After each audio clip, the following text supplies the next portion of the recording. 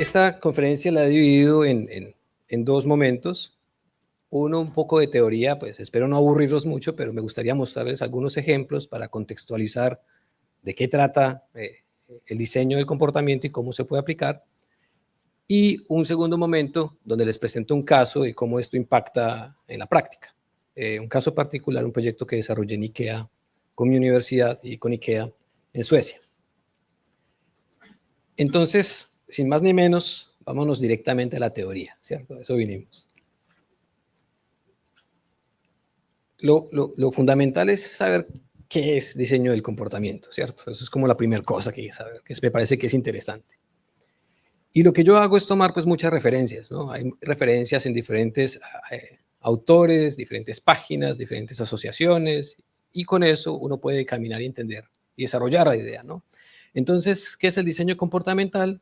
Pues básicamente es un método, es un proceso para hacer cosas.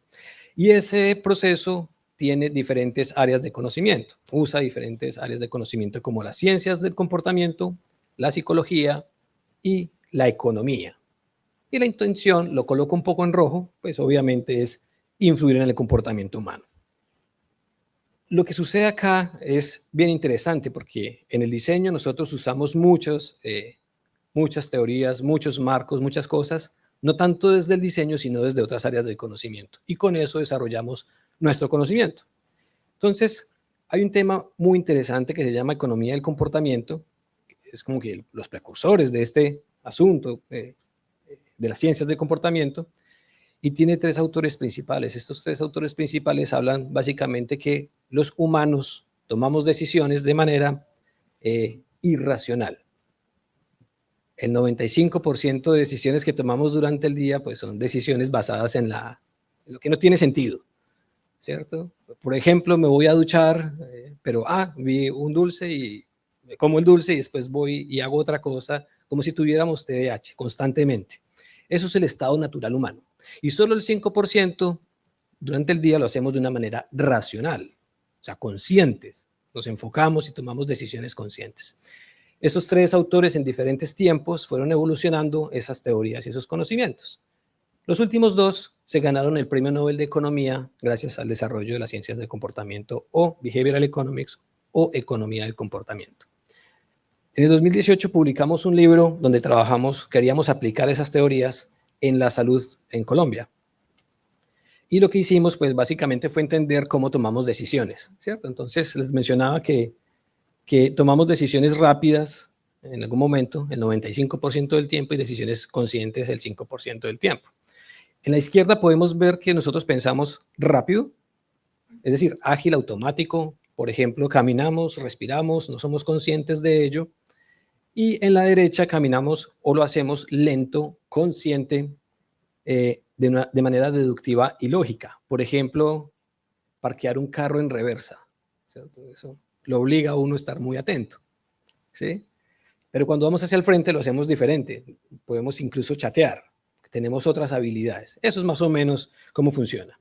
Y lo que hicimos nosotros, pues fue jugar con la mente de cuándo pensamos rápido, cuándo pensamos lento, y así desarrollamos proyectos en salud. No les comentaré el proyecto de salud, pero les comentaré algunos ejemplos de los sesgos más comunes en los humanos. Por ejemplo, cuando pensamos muy rápido, decimos, por ejemplo, tenemos optimismo y sobreconfianza. Optimismo, antes de zarpar este barco, el Titanic, las últimas palabras fueron, ni Dios hundirá este barco. O en la derecha, el 100% de las personas que nos casamos creemos que el matrimonio durará para siempre, ¿cierto? O cuando nos metemos a una carrera a estudiar, pues nos metemos porque creemos que nos vamos a graduar, ¿cierto? Optimismo y sobreconfianza. Otro ejemplo es en las normas por defecto. Entonces, eso es un caso muy bonito de medicina en Europa. El estudio no es muy nuevo, pero lo que dice el estudio es muy simple.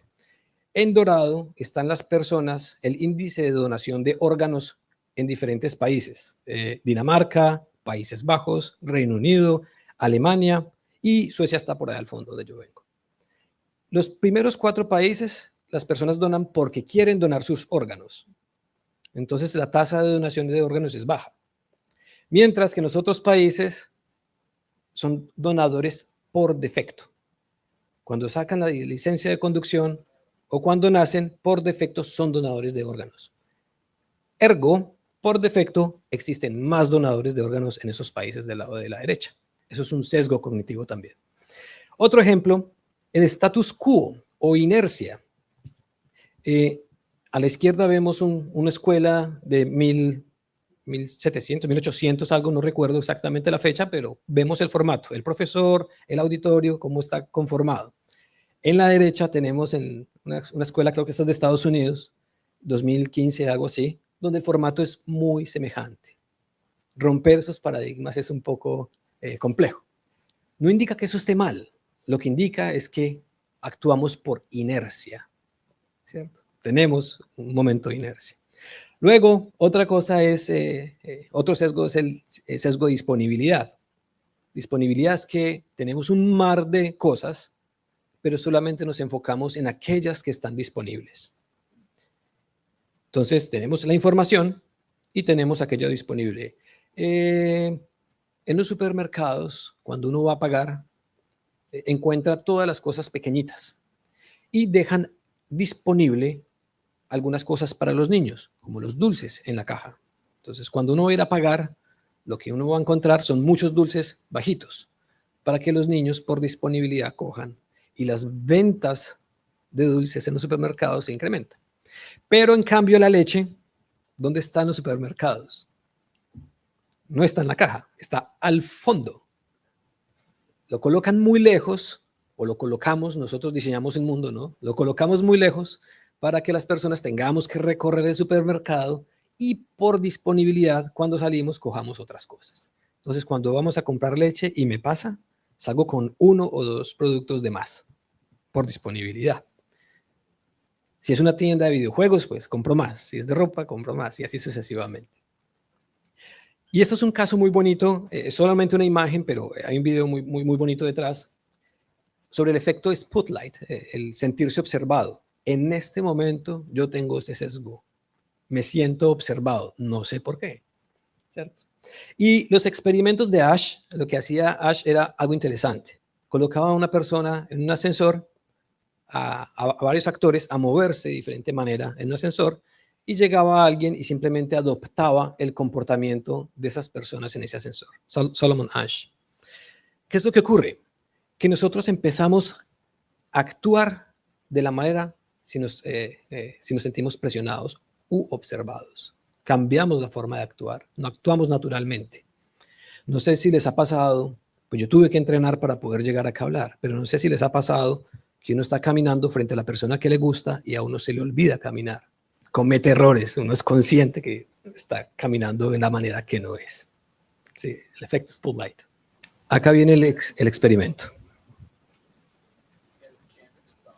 Él es un actor, el segundo es otro actor.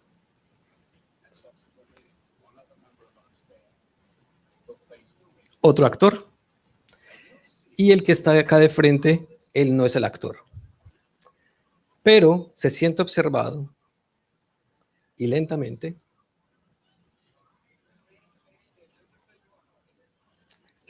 pierde algo que se llama individualidad y empieza a actuar como los demás.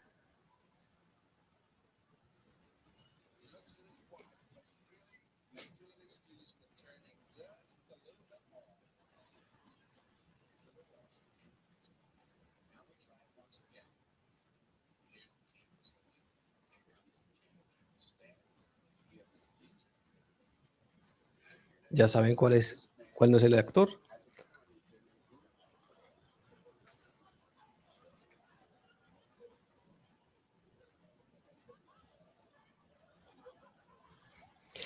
Entonces, el sentirse observado hace que algo pase en nuestro cerebro, ¿cierto? Básicamente eso es lo que hacía los experimentos de Solomon Ash. Luego llega otro señor y madura esas teorías. Él es Paul Dolan de TU Delft. Y en conjunto con otros colegas desarrolla un marco que se llama Mindspace. Este marco es bien interesante. Este marco dice que todos los humanos sufrimos de esto, de Mindspace, ¿cierto?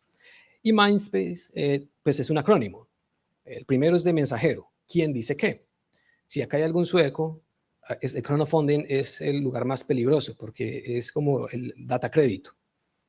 Si te llama alguien de data crédito, si te mandan un correo de data crédito, uno se asusta, ¿no? Entonces, ¿quién dice qué? Si el mensajero es una persona de valor importante, pues vamos a actuar de una manera muy sesgada. El siguiente son los incentivos. ¿Qué haríamos por 500 euros? ¿Qué haríamos por, no sé, cuántos son 500 euros? ¿Qué haríamos por 100,000 pesos, 200,000 pesos, 300,000 pesos? Yo sí tengo una lista de cosas que haría por 300,000 pesos, ¿cierto? Porque actuamos de manera sesgada cuando tenemos estos asuntos.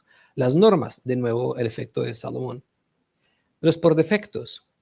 Actuamos básicamente si vemos cosas que están allí disponibles por defectos. No tenemos opciones. Las opciones son limitadas. La atención. Esto es bien interesante. Cuando se crean anomalías en diferentes patrones, empezamos a desarrollar nuestra atención.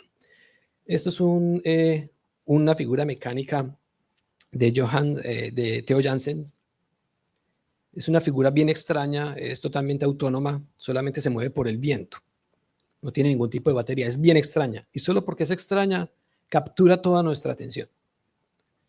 En inglés silence, pero captura nuestra atención. Eso es lo que ocurre. Las anomalías. Si todo el mundo está de negro y hay una persona de rojo, allí hay una anomalía y va a capturar nuestra atención. Así más o menos funciona este asunto teórico. Priming. Nuestros actos están fuertemente influenciados por nuestras claves subconscientes. Cuando nosotros vemos en esta imagen que tenemos que tomar una decisión, estamos fuertemente influenciados por tomar la manzana, porque estamos creyendo que la chocolatina puede ser un poco menos saludable. Afectar.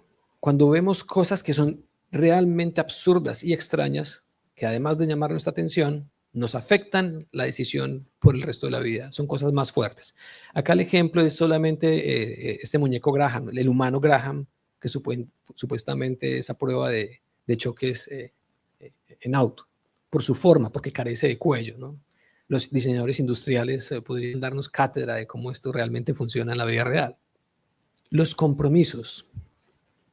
Esto es otra forma interesante y a nosotros en Colombia nos pasa bastante. Si nosotros decimos que vamos a hacer algo, tenemos esa presión de hacerlo. ¿Vas a ir esta noche a la fiesta? Sí, vamos a ir. Y después es, ¿cómo hago para decirle que no? Ya no quiero. Y hay una presión allí. Eso es nuestro cerebro trabajando en ese sistema automático constante. Ego. Eso es otro gran sesgo. Creo que esto no hace falta explicarlo. Creo que muchos sufrimos de ego en algún momento de nuestras vidas. Solamente pasando por el espejo ya es una forma de activarlo. Posteriormente llegan otros teóricos. Eso es más nuevo. Dolan en el 2011, 15. Luego llegan estos teóricos en el 2018 y mejoran este marco Mindspace y lo reducen solamente a 4 cosas, que es fácil, atractivo, social y a tiempo. Y bajo estas técnicas nosotros empezamos a detectar cómo funcionamos mejor y adoptamos nuestra vida así. Y todo alrededor de nuestra vida funciona de esa manera. Netflix funciona de esa manera. Todo funciona de la manera fácil, atractivo, social y a tiempo. Y así nosotros podemos actuar de una manera mucho más fácil. Esta señora, Christina Niederer, diseñadora industrial, evolucionó entonces cogiendo todas esas teorías del comportamiento, de la psicología, y las agrupó en un marco para entender cómo esto puede usarse desde el diseño. Y ella entendió algo muy interesante. Por ejemplo, existen muchas categorías individuales y nosotros podemos diseñar para cambiar el comportamiento a una persona, ¿cierto? Por ejemplo, un comportamiento en salud, por ejemplo, una teoría, un comportamiento planeado, son puras teorías allá arriba en verde. Pero también ella se dio cuenta que existen un grupo de personas, no como individuos, sino como muchos, como comunidades, y también se puede diseñar para ello. O sea, que es diferente diseñar para una persona que para un grupo de gente. Y también hay un grupo intermedio. Ella lo que hizo fue agrupar estas teorías y después de agrupar estas teorías desarrollar procesos de diseño para el cambio de comportamiento. Philip Cash tomó eso y empezó a hacer un proceso de diseño. Entonces, Generalmente lo que ocurre en diseño es que nosotros detectamos un problema. Después de detectar el problema, que podemos llamarlo brief, podemos llamarlo cuál es el reto de diseño, o podemos llamarlo encargo, luego pasamos a, bueno, ¿qué vamos a hacer con este encargo, con este problema? Hacemos un proceso de diseño, un método de diseño, y finalmente hacemos pruebas, evaluación, etcétera. Entonces, lo que hace Philip Cash en el 2020 es madurar eh, cómo tomar el comportamiento de las teorías en el proceso de diseño. Entonces, se define un problema, se aborda el problema, identificando cuál es el problema comportamental, se desarrollan ideas sobre ese problema comportamental y se produce una solución de comportamiento y al final se espera un cambio de comportamiento. Más o menos así funciona. Y hay otro grupo que se llama Behavioral Design. Ellos se encargan de usar el Design Thinking Process, que son 5, dependiendo de la escuela, y empiezan también lo mismo, ¿no? ¿Cuál es el problema? Empatía con la persona para detectar cuál es el problema. Van a definir el problema, después de definirlo, idean, después hacen prototipos, después hacen evaluaciones. Estos procesos todos van alineados, todos los procesos de diseño van alineados hoy día con el comportamiento, ¿cierto? Y acá hay un caso muy importante. En Dinamarca, esto es en el 2017, se generó un grupo de personas que decían, no, pues yo no hago diseño, pero me gusta la idea del comportamiento, pero no me gusta la teoría. Entonces vamos a conformar un grupo que se llame I Nudge You. Nudge es empujar, ¿no? Y empezaron a jugar solo con cinta a cambiarle el comportamiento a las personas. No hace falta el audio del video, pero sí el video puede ser interesante. Pónganle cuidado a este video.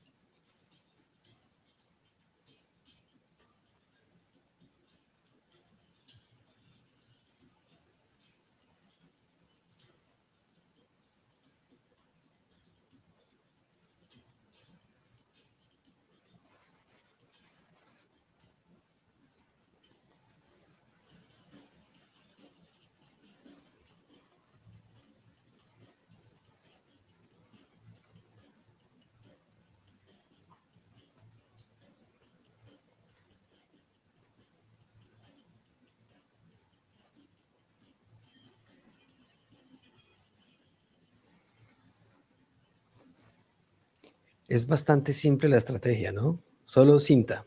Pero si volvemos atrás en las diapositivas, nos damos cuenta de toda la ciencia que hay detrás. No es solo cinta, es que es una cinta de un color particular en un piso de un color particular y eso genera salience, priming. Activa los sesgos que los humanos tienen, ¿cierto? Entonces lo que se hace es jugar con la mente de las personas para que vayan por cierta dirección y eso mejora un poco la movilidad en una esquina. Entonces, de una manera muy práctica, este grupo decidió, bueno, usemos cinta y usemos herramientas muy básicas para afectar profundamente cómo las personas se comportan. Y es una evidencia bastante interesante porque es rápida. Y acá vengo yo también a mostrar el mío, que yo también tengo un marco. El marco mío se llama MAZE y este marco básicamente dice que pues yo hablo de motivación, tengo que tener información, educación y también social sharing. Yo les voy a presentar este marco no de una manera teórica, se las voy a presentar a través del caso de IKEA. Lo que hace este marco es muy básico, simplemente detecto que cuando tenemos esos 4 componentes, si yo diseño para afectar esas 4 cosas, los comportamientos van a ser más efectivos. Es más fácil, digamos, en cierta medida cambiar comportamientos. Y acá llega el caso. El caso es el proyecto Valorar el Agua. El caso comienza con una persona de Manizales, yo, que me gustaba mucho el diseño visual, pero que me sentía un poquito inconforme con la capacidad que lograba hacer yo con el diseño visual. Yo quería algo más. Para mí el diseño podía desarrollar más cosas. Entonces yo decidí irme del país, pero para irme del país tenía que aplicar a convocatorias. Como yo sabía de diseño visual y diseño del comportamiento, salió una oportunidad de hacer una estancia postdoctoral con IKEA. IKEA, algo extraño para la empresa, decidieron hacer una gran apuesta. Ellos solamente producen cosas que uno puede tocar. Furniture, muebles, solo cosas que uno puede tocar. Y en un extraño gesto de, no sé si de perder dinero, dijeron, venga, metamos dinero en algo que no podemos tocar. En lugar de hacer muebles sostenibles, busquemos diseñadores que hagan cosas en la cabeza de la gente para que se logre la sostenibilidad. Y después le sacamos provecho a eso. Claro, es una compañía que básicamente vende cosas, ¿no? Entonces, se hizo una colaboración que se llama The Bridge, y The Bridge es una colaboración entre la universidad local, Linné Universität, IKEA, Södra. IKEA es el almacén más grande del planeta en muebles. Y Södra es la empresa más grande del planeta que vende madera. Produce la madera y vende la madera, transporta la madera. Ambas son suecas. Entonces sacaron esta convocatoria y en esta convocatoria sacaron el reto, bueno, vamos a pedirle a alguna persona que haga una investigación acerca de cómo hacer que la gente valore el agua en el hogar. Como ese era el reto fundamental. Lanzaron la convocatoria, yo apliqué y esta fue la forma en que yo me la gané. Yo les dije, ok, ustedes conocen Design Thinking. Design Thinking tiene 6 pasos. Empiezan entendiendo el problema, después se hacen diseños o prototipos y después uno sale con algo. Esa era la promesa de venta que tenemos los diseñadores, ¿no? Entonces yo dije, yo lo voy a hacer no en 6, sino en 3 pasos, algo simple. Inspiración, ideación e implementación, que es el mismo modelo de Design Thinking simplemente mejorado. Y lo que yo voy a hacer es lo siguiente. En la primera etapa, yo voy a saber todo lo posible acerca de qué es eso del valor del agua. Pues, el valor es mucha cosa, el valor puede ser dinero, ¿no? El valor es algo que no sabemos qué es, son muchas cosas, múltiples cosas. Y lo voy a hacer usando métodos de diseño. Hay uno que se llama Gigamapping, hay otro que se llama investigación a través del diseño, y particularmente el Gigamapping es bien interesante. A los nórdicos les gusta mucho, y es, empezamos a hacer un mapa, todo el mundo coloca sus notas y nos vamos. A los otros días volvemos, continuamos con la conversación, pero el mapa está allí y le seguimos agregando cosas. Y el mapa se convierte en algo vivo, ¿no? En algo que está allí constantemente. Les gustó la idea de esa primera parte. Y luego me dijeron, ¿y qué hace después? Y yo, pues voy a hacer prototipos. Entonces voy a hacer, por ejemplo, un User Journey Map. Voy a ver qué hace la persona en el hogar y cómo yo puedo tocar su comportamiento para hacer que haga cosas diferentes con el agua. Y dijeron, oh, perfecto, suena interesante. Pero ¿cómo le da estructura a eso? Porque nosotros tenemos agenda. Ah, bueno, hago un backlog. Es un tablero con tareas, deadlines y cosas así. Y además haré pruebas. Es decir, les prometo que no voy a perder el tiempo. Realmente voy a tocar el comportamiento de las personas. Y finalmente me decían ellos, claro, pero usted lo va a hacer ¿en dónde? ¿Y con quién? Yo le decía, pues lo hago allá con ustedes y con quienes ustedes me ayuden. Entonces me dijeron, perfecto. Nosotros hacemos cosas a gran escala, no a pequeña escala. Entonces, la promesa final fue, para evaluar el producto, finalmente fue hacerlo a nivel global. Esa era la promesa. Entonces, paso número 1. Me fui allá y dije, ok, ¿cómo se consigue agua fresca y saludable? En Suecia es fácil. Tiene más de 220,000 lagos de agua saludable. 220,000 lagos de agua saludable para 10, 11 millones de habitantes. Entonces, bueno, hice algunas encuestas, hice algunas revisiones locales en el pueblo en el que vivo, Växjö, y me di cuenta que la gente toma agua fresca de las formas más cotidianas. Vamos al supermercado, compramos agua, abrimos la llave, sale agua, algunas neveras sale agua. Sí, acá también tenemos eso, ¿cierto? De las neveras sale, de todo lado sale agua, básicamente, ¿cierto?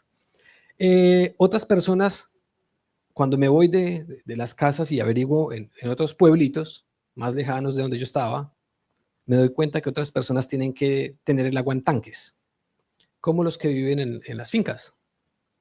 Y creo que eso ocurre en muchos lados del planeta.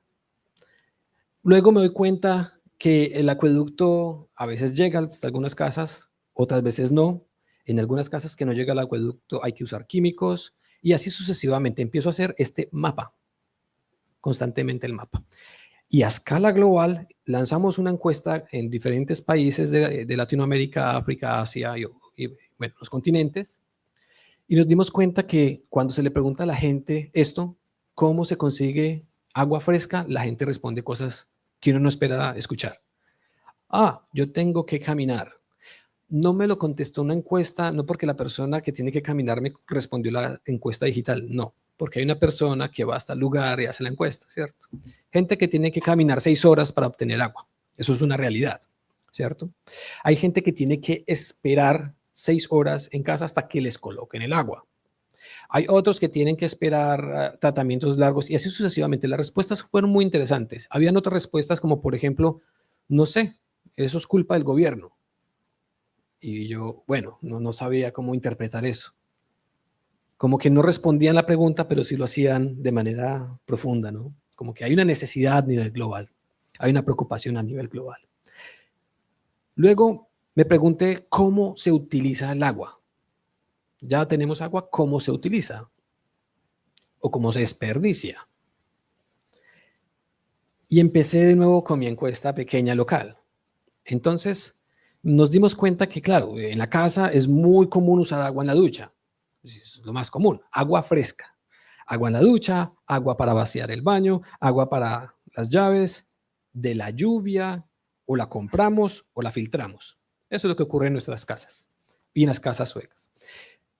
En otros niveles, básicamente distribución, y en los niveles superiores, de nuevo vuelve la crítica. Cuando hablamos de nivel global, vuelve la crítica. Y en la pregunta decían, a esta pregunta la gente respondía, eso es un lujo. O sea, tener agua es un lujo. Cuando yo les preguntaba cómo usa el agua, me decían, eso es un lujo. Y me sentía mal porque es un lujo. Y suena curioso decirlo acá en Colombia que tenemos tanta agua también, ¿no? Y acá en Barranquilla, ¿no? Agua cuando llueve, agua al frente, agua en todo lado. Pero además, esto se hacía en diferentes escenarios que después les muestro, como por ejemplo Siwi, el evento más grande de discusión de agua en el planeta. Se hizo en Estocolmo, fuimos los de IKEA y yo a ver qué es lo que hablaban ellos acerca del valor del agua. Y nos dimos cuenta que nosotros consumimos más de 300 litros por día por persona de agua fresca, agua que se puede tomar. Y que la meta global son 50 litros por persona. Esa es la meta. Entonces hay una gran diferencia. Lo que ocurre siempre es simple, nos estamos tomando el agua de mañana. Entonces, si antes esperaba 6 horas, mañana va a tener que esperar 7 horas y el día siguiente va a empeorar porque estamos tomando más de lo que se puede ofrecer. Estos datos son, acá es una gráfica bonita, pero los datos son un poco más alarmantes y yo ya empecé a entender la preocupación de IKEA en que quería que trabajáramos el comportamiento. Y yo dije, ¿en qué me metí? ¿Cómo se controla el agua? Claro, en la casa es simple y no tan simple. En Suecia tiene una cuestión, no solamente Suecia, los países nórdicos tienen una situación particular. La casa tiene agua por defecto, le llega una factura al dueño de la casa. No le llega una factura a todo el mundo, solo al dueño. Mientras que en la escala global es muy fácil también, porque la empresa que limpia el agua tiene medidores con gente experta y así sucesivamente. A nivel natural y a nivel global, pues hay satélites que toman fotografías de los lugares donde hay agua y así nos damos cuenta cómo funciona el agua, cómo se controla, se descontrola el agua. Después de todo eso, ese es más o menos el resultado de esa primera etapa, el gigamapping. Y en el gigamapping, bueno, están las encuestas, están los proyectos que revisamos, están las publicaciones académicas, están los eventos internacionales de valor del agua, como de las Naciones Unidas, de SIWI, y de varios escenarios. Y esto es un mapa, un gigamap, sigue activo. En IKEA se sigue usando este mapa para seguirle agregando datos, información de lo que pasa acerca del contexto del agua. En conclusión de cómo entender el agua, empecé a entender algo. Si vemos un flujo constante de agua, como lo tenemos en estos dos videos, esto es una cascada, el video no es mío, pero es una cascada muy bonita que hay cerca donde yo vivo, y el de la derecha sí es un video mío. Es un loop, no crean que se está gastando mucha agua. Y lo que sucede es que lo que da o lo que se siente al ver estas dos imágenes puede ser crear alguna discrepancia. En la izquierda uno dice, tan bonito. En la derecha uno dice, ciérrela. Ya, paren. Pero la conclusión, ¿cuál era? Pues la conclusión es que si vemos flujos de agua constante, está bien. Creemos que tenemos agua allí, posiblemente por siempre. Y eso lidera o lleva a tener un gran sesgo cognitivo que yo denomino la disociación entre intención y acción. ¿Qué es eso? Nos gusta ver el agua, pero no somos capaces de parar el flujo del agua. No somos capaces de cerrar la llave. Hay una gran disociación mental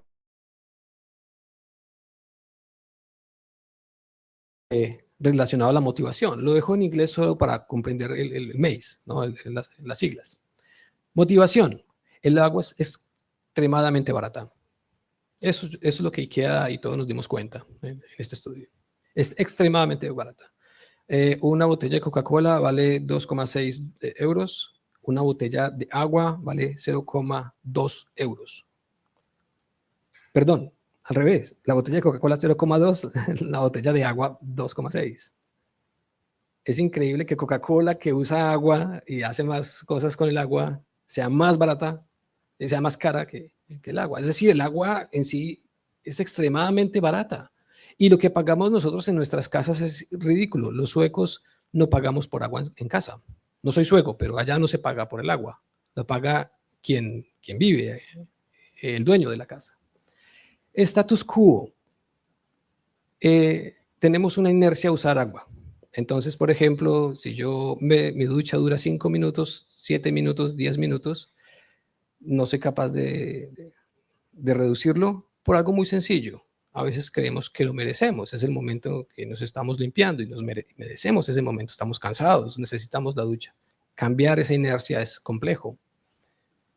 Indiferencia. Yo no tengo por qué ahorrar, soy solo yo y somos muchos en el planeta. O yo no tengo problemas de agua en la casa o en el país, etc. Y así sucesivamente se van yendo estos sesgos en términos de motivación. Tenemos baja motivación. El siguiente es relacionado a la educación. No tenemos educación relacionada al agua. Existen pequeñas campañas, pero no educaciones o modelos educativos grandes en términos de cómo enseñar la importancia del agua. Y no tiene sentido, ¿no? Porque tendríamos que tener modelos de educación muy, muy grandes y robustos para todo. El agua, el aire, para todo. La higiene, todo. Y es muy difícil porque nos vamos a saturar. Pero eso es lo que decía mi estudio, que no hay un modelo educativo generalizado, grande y robusto acerca del agua. Lo otro es que no sabemos, no conocemos. En Suecia son supremamente inteligentes, pero me pasó una cosa muy particular. Los niños creen que el agua viene de la pared. Y tiene sentido, el agua viene de la pared, ¿cierto? Porque veo de dónde viene el agua. Entonces no hay una preocupación por saber qué hay más allá de la pared. ¿Sí? Tiene sentido. ¿De dónde viene la inteligencia artificial? Del computador, ¿cierto? No necesitamos saber más. Hay también muchos malos entendidos cuando hablamos de educación. Bogotá sufrió, creo que Barranquilla también ha sufrido con el tema del agua. Pero el caso de Bogotá con Cultura Ciudadana fue interesante y es que cuando tuvieron racionamiento de agua, el alcalde para ese entonces, Santanas Mocus, decía, ahorren agua porque pues mañana vamos a quitarla. Inmediatamente las personas se iban al baño y empezaba a llenar grandes cubetas de agua. Entonces el consumo se elevó. Entonces esos malentendidos generan cambios de hábitos, cambios de comportamientos y empeoran la situación. Los males entendidos. y otros. Luego, la información. ¿Cómo ocurre la información con respecto al agua? Y esto es bien interesante. El segundo punto habla de la información en tiempo real. Cuando vamos en un carro, nosotros podemos calcular más o menos cuánto combustible necesitamos. ¿Sí? Vamos a ir a pasear, necesitamos llenar el carro con gasolina, entonces más o menos necesitamos tanto dinero y tenemos esa información clara y disponible. Disponible, ¿cierto? Pero cuando yo abro la ducha, el agua de la ducha, no. ¿Cuánta agua va a pasar? No sé. ¿Cuánta pasó? No sé. ¿Me interesa? No creo, ¿cierto? No tenemos esa relación con la información. No sabemos qué pasa con el agua.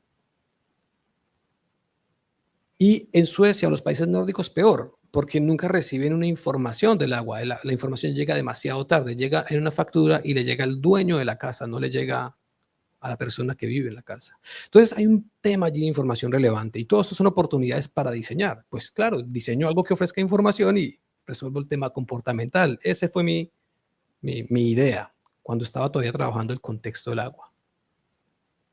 Otra cosa, el sonido. No hay nada más peligroso en los países que hay mucha población que no tengamos un feedback de sonido. Por ejemplo, si hay un incendio, hay algo que nos avisa que debemos irnos.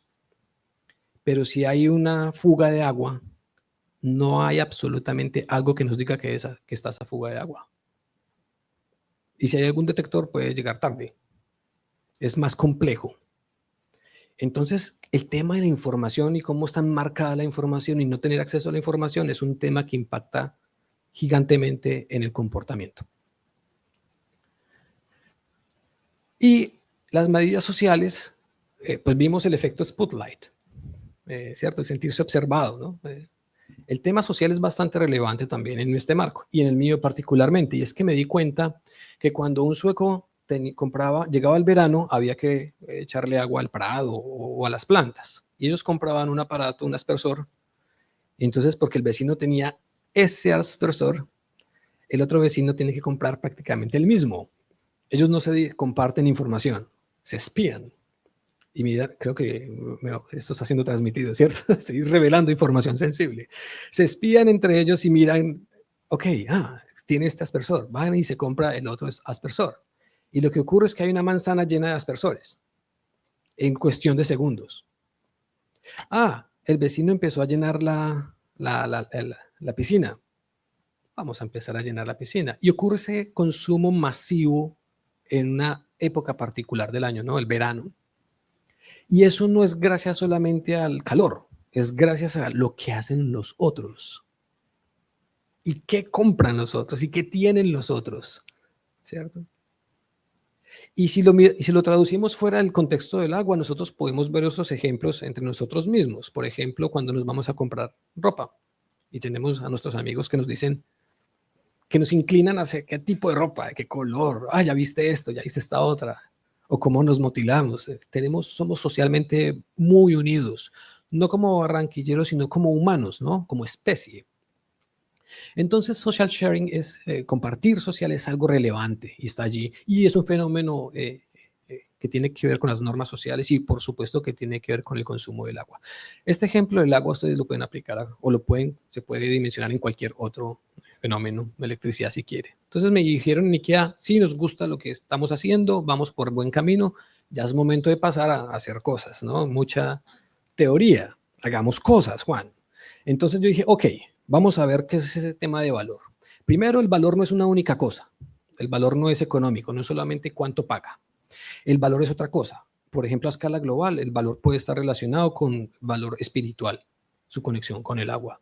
O el valor, por ejemplo, perdón, me estaba empezando a hablar de la otra de valor. El valor puede ser también político. El valor, además de económico, puede ser de muchas índoles, ¿no? El valor. Pero hay una realidad. El valor del agua puede ser mucha cosa, pero hay una realidad que es inamovible. Y es que el consumo del agua sí está impactando demasiado rápido la realidad y el valor no lo estamos entendiendo rápido. Hay una gran diferencia de velocidad de cómo nosotros valoramos el agua y la vamos a valorar en el futuro con la realidad de lo que pasa.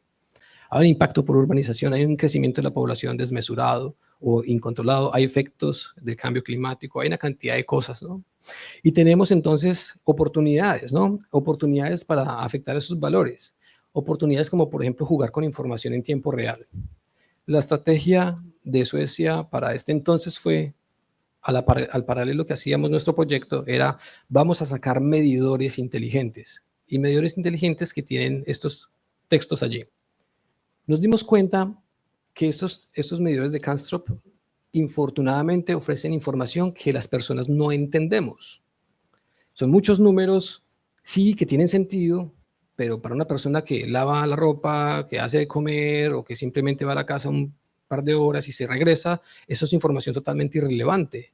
No es como el carro que te dice, ya no hay gasolina, o la alarma que te dice, sal de acá. Esa información sí es relevante, esta no, porque esta información de este aparato tiene un pequeño problema, no está para humanos, está para expertos. Y no todos somos expertos, ni debemos ser expertos. Entonces, hay unas críticas allí de cómo usar la información. Y aquí el tema de los valores. Entonces, hay muchos valores para contrarrestar el impacto que está pasando y el tema de la información va a empezar a coger más fuerza. Entonces le dije que, bueno, desarrollemos algo donde le ofrezcamos información a las personas, información para educarlos, información política, es decir, cuánto es el consumo aceptado, información económica, cuánto cuesta, información ambiental e información emocional para niños, algo más simple, diferentes tipos de valor en diferentes tipos de información. Y empecé a jugar con estos aparatos, Arduinos. Al comienzo, queríamos hacer un visualizador del agua, que se pudiera ver el agua y cuando el agua pasara, pudiéramos darle información relevante a las personas. Esos fueron los primeros prototipos. A la izquierda y a la derecha apareció un dispositivo IoT que se conecta con el Internet de las cosas y en ese dispositivo podíamos pasar información visual, sonidos, interactivos, etcétera. Entonces, el prototipo 1 básicamente es tener diferentes tipos de información que toque la cognición humana. Hay luces, hay sonido, hay información. Al comienzo, prototipo. Al comienzo no se puede leer, al comienzo todos los cables están pelados, todo está por fuera, es peligroso, ¿cierto? Ese fue el primer prototipo. Pero el segundo prototipo fue mucho mejor, ya más fuerte. Entonces uno llega, prende el dispositivo, este dispositivo es extremadamente barato, se conecta al agua, al grifo de donde lo quieran colocar, en la cocina, donde quieran. Él arranca en 7 segundos y uno puede decir, quiero información de cuánto me vale el agua, quiero información emocional, quiero información ambiental, quiero información política. Estoy jugando con la información, los valores, etcétera, y el comportamiento. Abro la llave y el dispositivo simplemente me muestra qué información. Estos son dispositivos open source, simplemente para prototipar, para hacer prototipos, para jugar con eso. Y que ella me decía, no, Juan, varios problemas. No podemos jugar con open source porque nosotros no podemos vender open source. Tenemos que poder vender cosas, Juan. Eso no es el camino. Pero la información sí. Ese sí es el camino. Curiosamente, este dispositivo lo instalamos en varias escuelas donde hay niños que antes de almorzar se lavan las manos o antes de comer cualquier cosa se lavan las manos. Y el botón más usado en nuestras estadísticas fue el último en las escuelas. Y en las casas donde habían personas adultas, uno se esperaría que fuera el botón de dinero. Y no, también era el de emocional. Conclusión, las personas preferimos recibir información simple, básica, en nuestro diario. No necesitamos información compleja. Sí tenemos derecho a tener acceso a información compleja, pero no necesariamente sucede así. Hubo varios retos entonces, ok, ¿cómo sacar de un prototipo, cómo volverlo realidad y cómo volverlo vendible? ¿No? Esos retos llegaron en la etapa de diseño, en la etapa de prototipado. Y había un reto particular, bueno, 4 retos particulares. Uno de ellos, adaptar los sensores a diferentes grifos. Claro, está muy chévere el dispositivo en la cocina, pero cuando yo voy para la ducha, el dispositivo no se puede mojar. Eso ya es más complejo. Y en la ducha es donde más se gasta agua, curiosamente. Entonces, bueno, eso es un reto. Luego, un reto técnico. Otro reto, abordar la brecha digital. Claro, Juan, se me olvidó que hay gente que no tiene acceso al agua en el hogar. Entonces, ese dispositivo no le va a servir en lo absoluto. Pues si yo tengo que caminar 6 horas por agua, creo que este dispositivo no tiene sentido, ¿no? Había otro tipo de reto, superar la resistencia al cambio, promover la opción a largo plazo. Eso sí es un desafío comportamental. Claro, tienes el aparato, pero ahí lo tengo guardado. O él suena y simplemente yo sigo con mi hábito, porque puede suceder.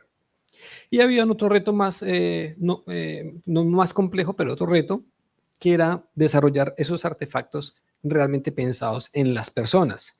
Y el dispositivo todavía era una cosa muy nueva. En nuestras pruebas de dispositivo nos dimos cuenta de algo. La gente tenía un consumo de agua normal. Cuando instalábamos el dispositivo, el consumo de agua se disparaba, porque las personas querían saber cómo funcionaba el aparato.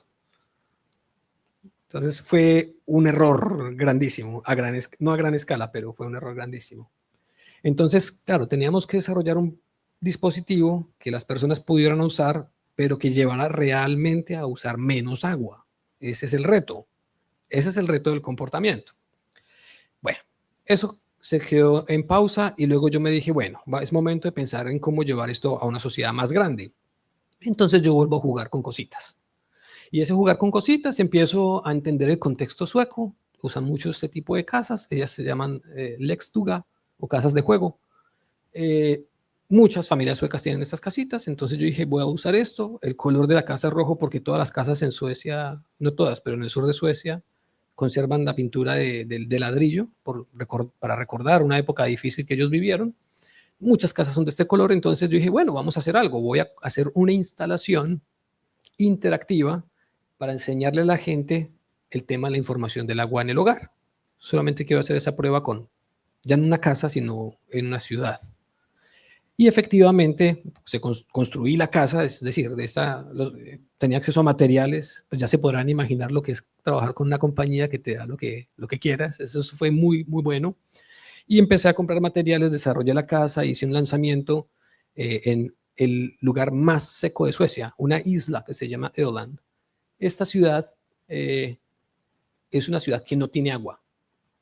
El agua tenían que traerla antiguamente en tren o en tanques. A hoy tiene agua limitada, pero en sí es la ciudad más seca de Suecia, a pesar de que está rodeada de agua porque es una isla. Hicimos un lanzamiento allí, colocamos esta casita acá a la izquierda, la colocamos, le hicieron difusión por medios, también la coloqué en otros espacios y esta es más o menos la casita.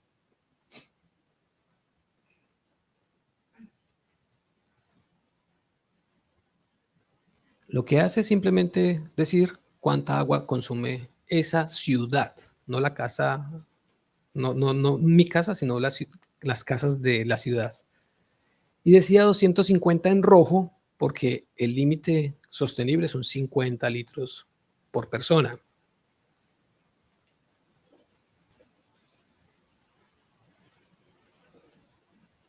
Entonces las personas llegaban, accionaban esta bomba para recordarles su época de cuando ellos sacaban agua de la tierra y mandaban agua a la casa. Y de manera que le mandaba agua a la casa decía, los baños usan esto en esta ciudad, ¿no? Estaba conectado con la planta de agua de la ciudad. Y al final, bueno, los baños usan esto, los lavaplatos usan esta cantidad de agua, las lavadoras, etcétera, etcétera, etcétera. Y al final, cuánto consume la ciudad. Entonces eso genera a largo plazo una noción de que estamos como ciudad consumiendo mucho. Y eso entre las personas empiezan a hablarse y a hacerse sociedad al respecto y pensamiento crítico al respecto. Eso toma mucho tiempo. Y IKEA me dijo, no, Juan, esa no es el camino. Yo no puedo vender una casa. Pero le estaba tocando la noción de información. Por ahí era el asunto. Al final de cuentas, ya tengo los 2 productos listos para mostrarles que sacó IKEA. Posiblemente ustedes ya habrán visto alguno. Pero mi cuento se resume que en el proceso de diseño, entender el comportamiento, pues sí, tiene teorías, tiene marcos y tiene muchas cosas interesantes. Pero entender el comportamiento es algo que toma años. No es una cuestión de que yo simplemente tomo una fotografía y ya sé qué es lo que pasa o ya sé cómo nos comportamos. Es algo que toma bastante tiempo y que se requiere de bastantes recursos y que requiere bastantes partes interesadas. Hacerlo a manera individual puede ser complejo y que un diseñador posiblemente pueda ir en muchos caminos que le son útiles a unas personas, pero posiblemente no le son útiles a la industria, o que le son útiles a la academia, pero que no le son útiles a la sociedad. Entonces, el proceso como tal de diseñar el comportamiento no es una actividad que viene de acá y yo hago lo que quiera con el comportamiento de otros. Es una cuestión más compleja, una cuestión que tiene muchos involucrados. Pero miremos la parte de la industria. ¿Qué sacó la industria? La industria sacó en el 2022, cuando estábamos trabajando con las taps, con los grifos, sacó un producto que se llama Öbeken. No me pregunten qué traduce, no tiene traducción. Hay una regla fundamental, varias reglas fundamentales en Suecia, es que los nombres de los productos no necesariamente tienen que significar algo, sino que tienen que tener las letras suecas. Entonces, de ahí que la pronunciación es rara y el significado puede ser no necesariamente algo, o puede ser un lugar también, ¿no? René trabajó 2 años en cómo salvar el agua dentro de la casa y compartimos con el mismo asesor, el director de innovación de IKEA, que ya se los voy a mostrar. Y René desarrolló algo muy bacano. Este producto es un simple dispositivo pequeñito negro que vale $6.50. Y lo único que hace es ahorrar agua al 95%. Eso es lo único, es la única tarea que hace. Hay mucha ingeniería detrás, pero lo mejor de todo, hay mucha exploración de diferentes tipos de productos anteriores a este pequeño artefacto. Pero la idea de llegar a este artefacto fue gracias al esfuerzo de IKEA de intentar comprender el comportamiento y diseñar para el comportamiento.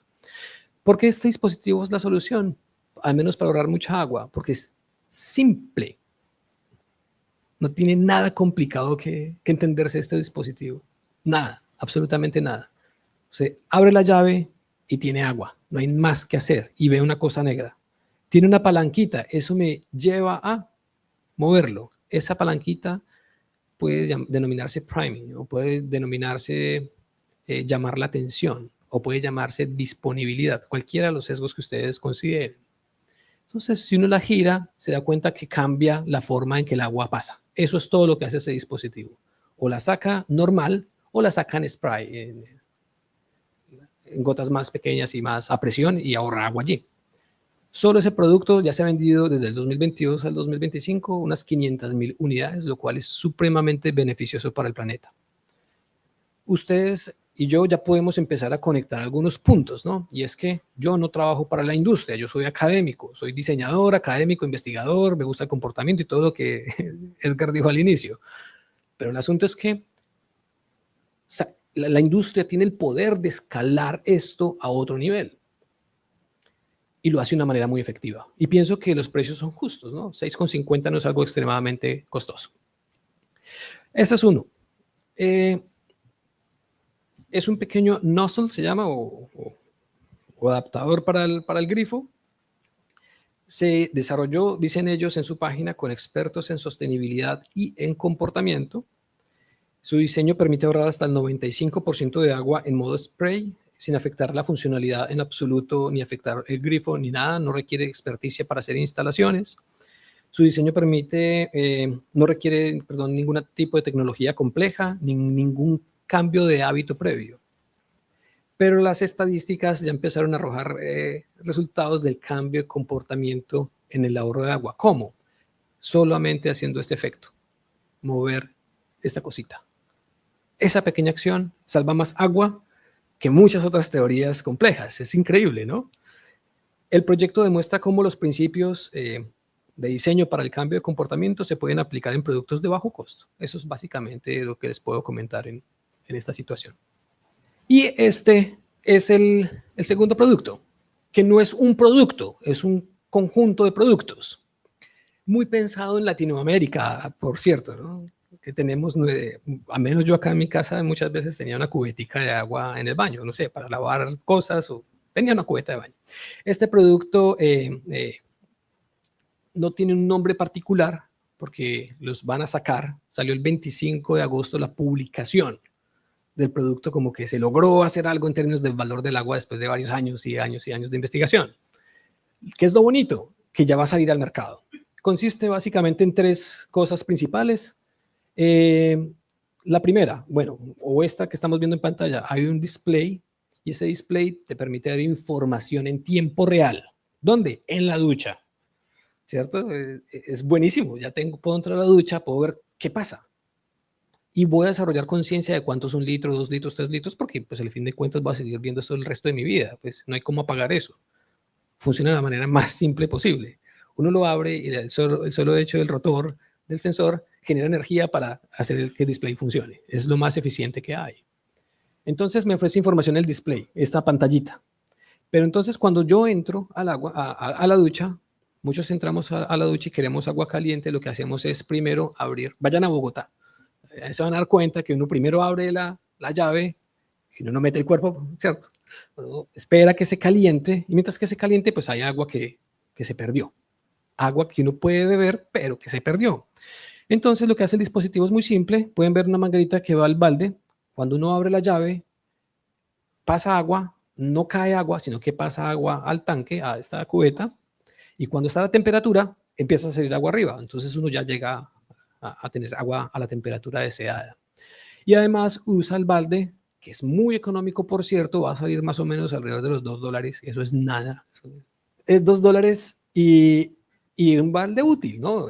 Más que allá de que sea IKEA, es un balde básicamente útil. Tiene una forma en que se puede encajar en las esquinas de los baños que generalmente son cuadradas de 90 grados, etcétera. Eso es lo más simple del mundo. Y este aspersor rociador que tenemos acá arriba tiene un botoncito muy simple que hay gente que no le gusta el agua de cierta manera, le gusta más en chorro. Sea lo que sea, es más o menos el mismo consumo de agua o de litros por acción. Él es Tobias Svansberg, él es el director de innovación en IKEA y él fue nuestro asesor, el asesor de todos los que hemos producido, trabajado con comportamiento, con piezas allá. Y es una persona pues brillante, interesante, pero lo más interesante es saber cómo la industria, a final de cuentas, es capaz de sacar algo tan complejo como una casa o un visualizador, etcétera. Accede a este y otros contenidos cuando quieras. Suscríbete, aprende y comparte.